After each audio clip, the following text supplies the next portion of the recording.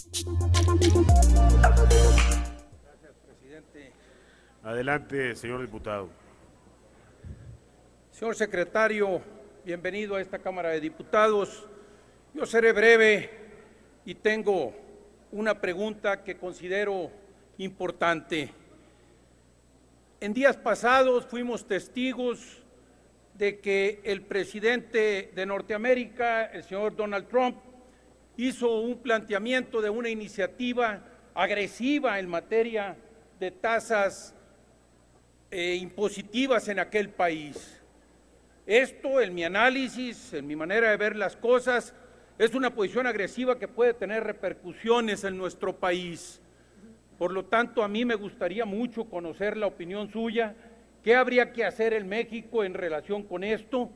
Y bueno, en mi opinión también creo que sería tiempo de analizar seriamente una reforma fiscal integral, no los remedios que hemos ido realizando a lo largo de la historia en este país, donde no solo debe analizarse la recaudación, debe analizarse también el costo del gobierno y en qué gasta el mismo, debe analizarse la calidad de los servicios que presta el gobierno y, por supuesto, debe buscar combatirse las fugas que tiene a través de la lacerante corrupción que padecemos. Pero a mí me gustaría mucho, repito, conocer qué cree usted que tenemos que hacer en México, pues, de cara a lo que está planteando el señor Trump en su país, cómo nos va a repercutir y cómo habría que presentar esta amenaza en México, que en mi opinión sería reduciendo también las tasas, pero a mí me gustaría conocer la suya.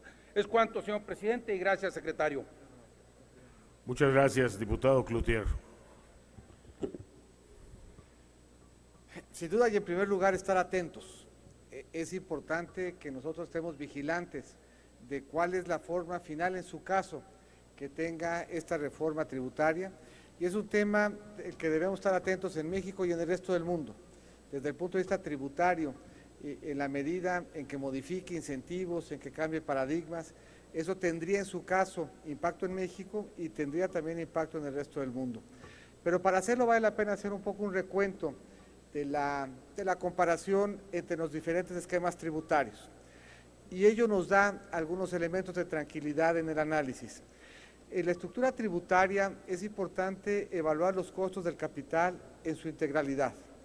En el caso de Estados Unidos hay por lo menos 3 fuentes que gravan al capital: el impuesto sobre la renta federal, los impuestos sobre la renta estatales y las contribuciones a la seguridad social.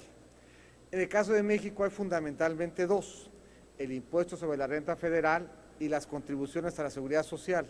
En México no tenemos un impuesto sobre la renta estatal como tiene Estados Unidos. Si partimos de ese primer análisis, de esa primera comparación, lo que encontramos en términos generales es que el impuesto sobre la renta federal en México como porcentaje del PIB tiene una mayor potencia de recaudación que el impuesto sobre la renta federal en Estados Unidos. Si consideramos después el impuesto sobre la renta estatal, ahí hay un elemento adicional de costo que no tenemos en México. Y si finalmente consideramos que en Estados Unidos se recaudan casi 6 puntos del PIB en contribuciones a la seguridad social y que en México se recaudan poco menos de 2, la estructura con la que se grava el capital en México es sustancialmente menor a la estructura con la que se grava el capital en Estados Unidos.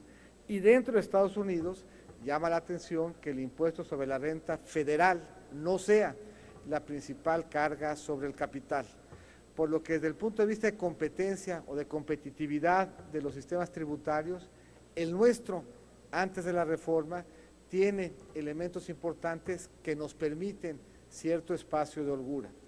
Segundo, no es suficiente con analizar las tasas. Es importante analizar las tasas y las bases. De hecho, hoy México tiene tasas menores que en Estados Unidos y logra una mayor recaudación. Eso quiere decir que la base tributaria en México posiblemente sea más amplia que la base tributaria del impuesto sobre la renta en Estados Unidos. Pero habría que considerar qué otras modificaciones acompañan en su caso a esta disminución en la tasa, cómo se fondea la menor tasa y si esto implica que la carga tributaria tenga o no impactos. Por ejemplo, sin que conozcamos hoy muchos más detalles que los que se hicieron públicos en la propuesta, ahí se habla de eliminar todas las deducciones distintas de las que se dan a quienes donan a donatarias autorizadas y la facilidad que se da de deducir los intereses hipotecarios. Muchos han pensado que eso quiere decir, por ejemplo, que se eliminaría la posibilidad de deducir el impuesto sobre la renta estatal. Si ese fuera el caso, parte de la reducción en la tasa se estaría fondeando con ingresos que hoy reciben los estados, en perjuicio de los estados, en beneficio de la recaudación, pero sin modificar el costo de capital en Estados Unidos. Por lo que yo creo que hace bien el diputado Cloutier de sugerir que estemos atentos y lo estamos.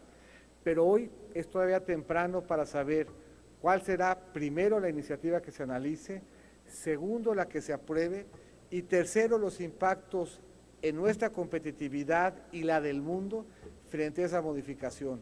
Los elementos que hoy tenemos no permiten hacer un análisis, pero sí permiten que partamos de la base de que hoy nuestra estructura tributaria es una estructura tributaria competitiva. Muchas gracias, diputado. Muchas gracias, diputado.